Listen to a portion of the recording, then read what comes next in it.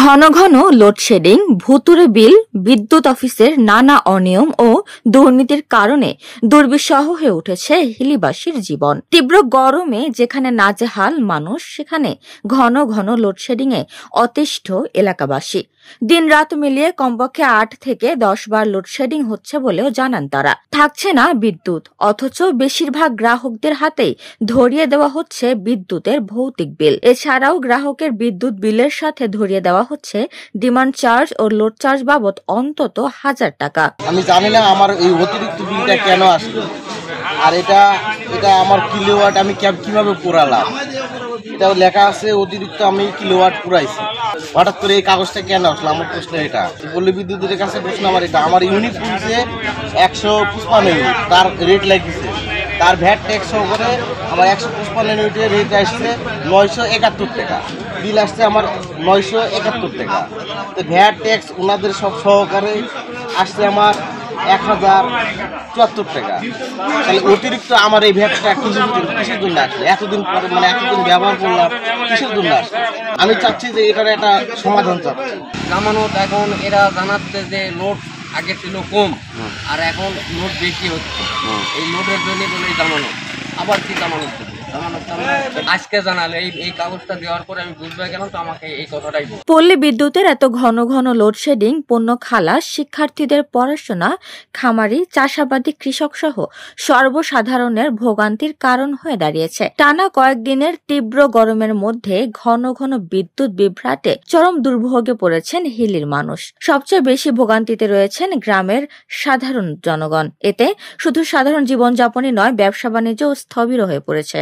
এবার যখন আমার কাছে নোটিশ আসছে, আমি নোটিশ দেখে চিন্তা করলাম এটা কেন আসলাম। আমার তো আগের মিটার যা আছে আমি তো ওইটাই ইউজ করি, আমি তো এর বাইরে কোনো জিনিস লাগাই না। অহেতুক আমাকে এই চিঠিটা দিচ্ছে, আমি অফিসে আসলাম, ওদেরকে বললাম যে ভাই এটা কেন। ওরা আমাকে ইনফরমেশন করছে যে ট্রান্সমিটার যদি ক্ষতি হয় এটা ক্ষতিপূরণটা কে দিচ্ছে। আমি বললাম এটা কেন, আমি তো কারেন্টের বিল দিচ্ছি, উনি আমাকে এই আমি চাচ্ছি এটা কেন আমি দিব। আমি তো কোনো ভ্যান চালাই না বা আমার তো কোনো অতিরিক্ত কোনো কারেন্ট ব্যবহার আমি করি না। নেভার আমার বাড়িতে তো আর মাঠ পর্যায়ে দেখবে যে কয়টা বাল্ব লাগানো আছে, যে 2টা ফ্যান চলে ওই 2টা এজও আছে। আমি তো অতিরিক্ত ইউজ করি না।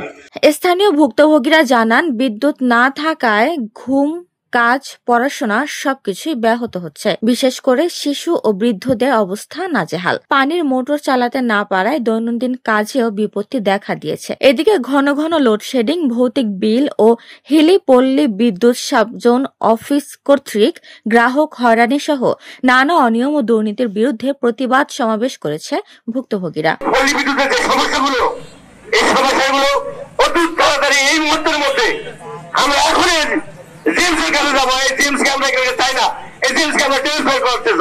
এ ব্যাপারে হিলি পল্লী বিদ্যুৎ সমিতির এজিএম বলেন, বড়পুকুরিয়া তাপবিদ্যুৎ কেন্দ্রে বর্তমানে 2টি ইউনিট থেকে 190 মেগাওয়াট বিদ্যুৎ উৎপাদন হচ্ছে, যা জাতীয় গ্রিডে যুক্ত করা হচ্ছে। তবে দেশের বিভিন্ন স্থানে বিদ্যুৎ উৎপাদন কম থাকায় কিছুটা চাপ তৈরি হয়েছে।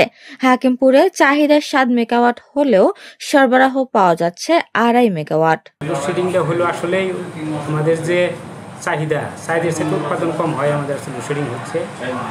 লোডশেডিং তো মূলত কেউ দিতে চায় না। লোডশেডিং দিলেই বিভিন্ন সমস্যার আমরা সম্মুখীন হচ্ছি। তবে এই সমস্যাটা বেশি থাকবে না, ইনশাল্লাহ এটা কেটে যাবে। জামানত কম থাকে, যখন প্রথম যখন নিচ্ছেন আপনি 1 কিলোওয়াট ব্যবহার করছেন, বর্তমানে হয়তো আমরা লোড বাইরে 2 কিলোওয়াট কিংবা 3 কিলোওয়াট করছি। যে বর্ধিত লোডটা ব্যবহার করতেছেন, এই বর্ধিত লোডের জন্য একটা চিঠি দেওয়া হয়েছে। চিঠি দেওয়া হয়েছে মানে আপনি এই লোড ব্যবহার করতেছেন, আপনার এই বিপরীতে এত টাকা জামানত আসতে পারে, এই হিসেবে আমি ওই জামানতটা দেওয়ার জন্য একটা চিঠি দিয়েছি। জামানত আগে ছিল, এখনও আছে, ভবিষ্যতে থাকে। এই অ্যাকাউন্টে জমা থাকে, যদি কোনো সময় আপনি এই মিটার ডিসকানেক্ট করেন আপনি এই টাকাটা ফেরত পাবেন। জামানত দেওয়া ছিল যে আগে যা আপনি প্রথম যখন লোডটা নিয়েছিল তখন হয়তো 1 কিলোওয়াট কিংবা 0.6, 0.5 এরকম নিয়েছিল। বর্তমানে যখন ওনার ব্যবহার বাড়ছে, ব্যবহার অনুযায়ী তো আমাদের সফটওয়্যার সেটিং করা আছে, কত কিলোওয়াট থেকে কত কিলোওয়াট পর্যন্ত আপনি লিস্টটা দিচ্ছে, লিস্টের মধ্যে দেখছেন, ওই হিসেবে তো আমরা অটোমেটিক বের হয়। কেউ যদি বলে আসে যে আমি আসলে করি না, কিন্তু আমি তো দেখে না, আমি তো লিস্ট দেখে বুঝতে পারবো যে করে কিনা। এটা ফাঁকি ঝুঁকি দেওয়ার আসলে কোনো সুযোগ থাকে না। উপমা রায়, সোনালী নিউজ।